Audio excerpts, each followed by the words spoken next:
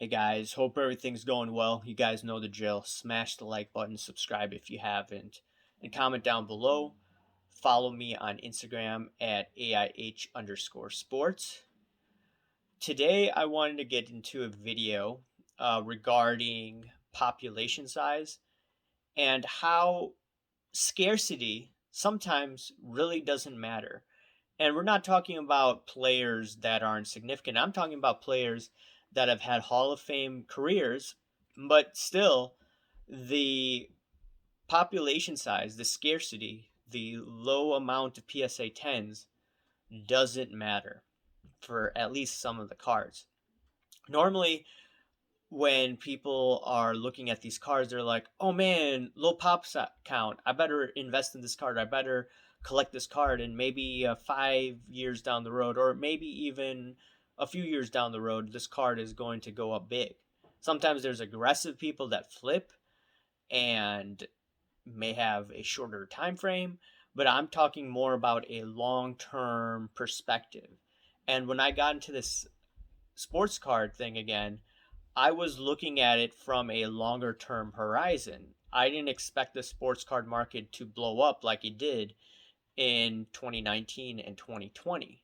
And that's why I started to sell, because I've met some of my expectations in the returns that I was looking for. I thought it'd take a decade, and I'm getting them very quickly.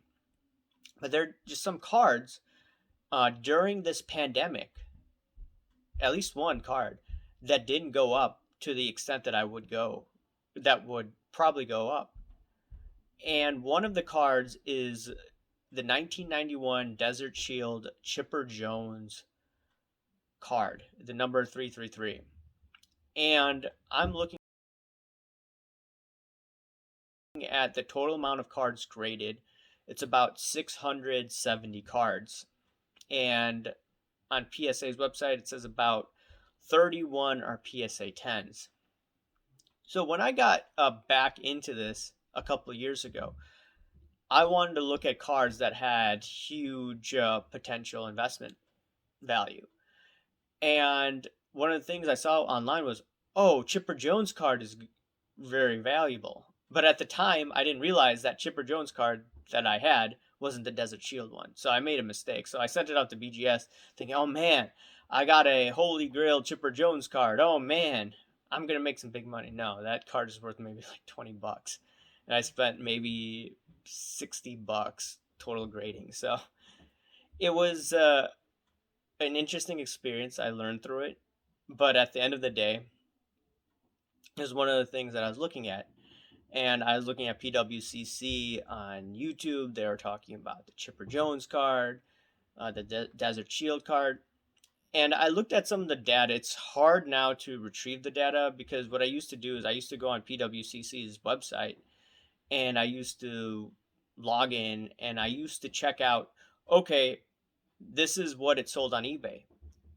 And it looked at all auctions, not only PWCC auctions. Well, guess what? Ever since PWCC and eBay had that bad breakup, they don't show eBay data anymore. They only show PWCC data. And I'm just going based off of PWCC data. And right now, or the latest sale of a PSA 10 from PWCC was a little over $20,000. Now, that is a lot of money for this card, but at the same time, a few years back in 2019, the high end of that was close to $15,000. So we have a card that is supposed to be a premier investment card. And yes, there isn't too much movement on it. There isn't that much liquidity in that card, but it only went up $5,000. And people may be like, what, $5,000 is a decent return. So you go from what, 15 grand to 20 grand. So about a 33% appreciation. Some people say, oh, that's fantastic. Well, their cards you bought in 2019 that went up 20 to 30 fold within a year. And just from a comparison perspective, the new blood coming into the hobby ignored the Chipper Jones card. And it's quite interesting. That card, the Chipper Jones card, there were a bunch of cards given out, I believe, to people in Iraq, the first war in 1991. And obviously, it's hard to get a card in pristine condition if you're just giving it to these troops. And I believe they did sell it. Someone could comment down below to give more description if I'm wrong on this. Regardless, the Desert Shield cards, it's hard to get a PSA 10, especially for the Chipper Jones card. And he was probably one of the most valuable guys in that set, being a rookie, or that one of his rookie cards. And I'm looking at that.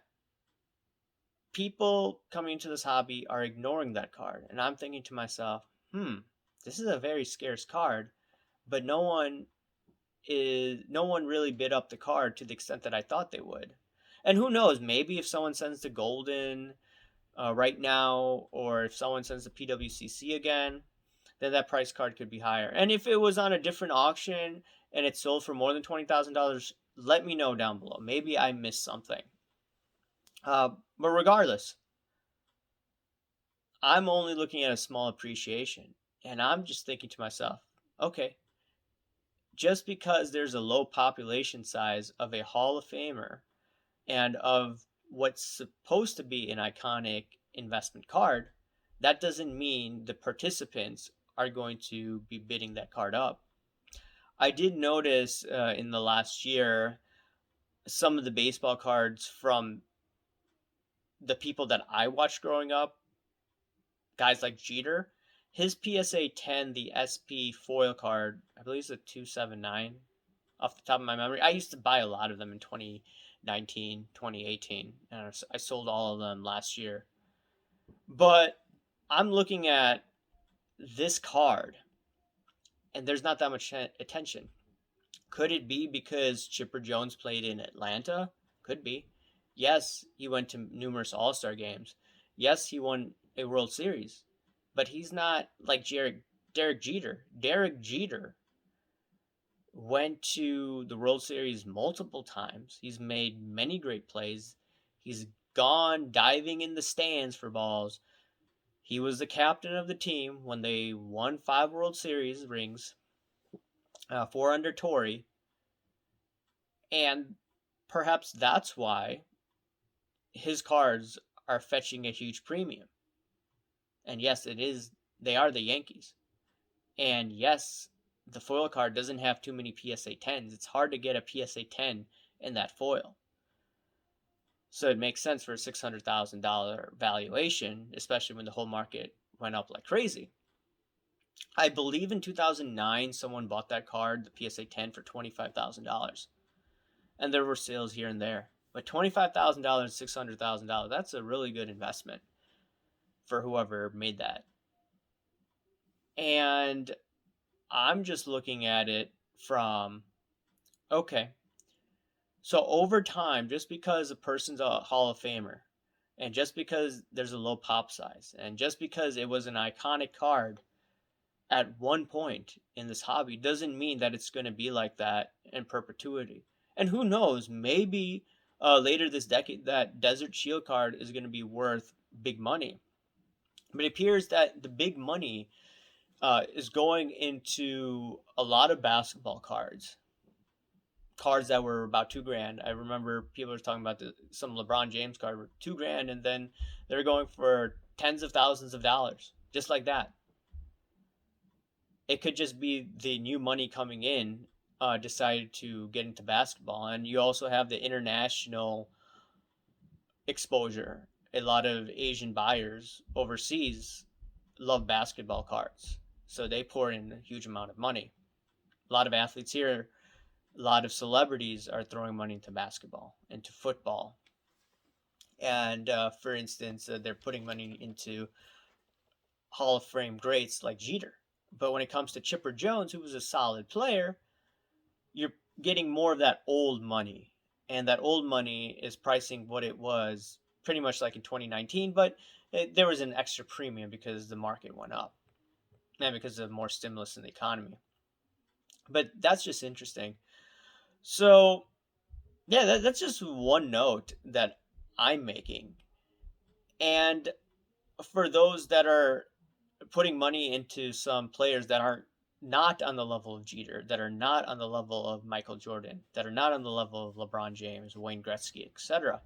Have you noticed a similar pattern? I did notice some comments that on my other video that modern cards are way overpriced. They expect some of the vintage stuff to hold decent value if this thing blows up. Blows up meaning everything comes crashing down. And I just am curious, just thinking about maybe the next decade, the next cycle. So the next cycle comes, what will the money, where will the new money put their investments in? Where will that go? Are they still going to put it into some of these moderns? Are they going to go into vintage? Are they going to maybe look at some of these iconic cards like Chipper Jones, these low population count cards? So maybe there could be a time frame where people are ignoring it, and then people are like, oh wait, there's value here, we got to put money into this. Maybe a fund comes in and buys a Chipper Jones card. But you have to remember, Chipper Jones isn't culturally relevant as much as some of these other guys. I think he's an announcer on TBS, if I remember correctly. I know he was a few years ago. I don't know who's on Turner right now. I'm thinking a guy like Jeter. Jeter's actually quiet now. He's managing the Miami Marlins. I mean, if you look at his old buddy, A Rod, A Rod wasn't as successful as Jeter. Jeter had the good image. A Rod didn't for obvious reasons. But A Rod is more culturally relevant than Jeter. And if A Rod didn't have his name tainted with the whole steroid saga, I think some of his rookie cards would go insanely high, especially when he's very culturally relevant. I believe he does games for ESPN. I believe he works for Fox and some of these other networks. And he does Shark Tank. So that's just food for thought. Anyways, guys, let me know what you think about some of these low pop cards, this scarcity issue. Smash the like button, subscribe if you haven't, and comment down below, guys. Thanks. Bye.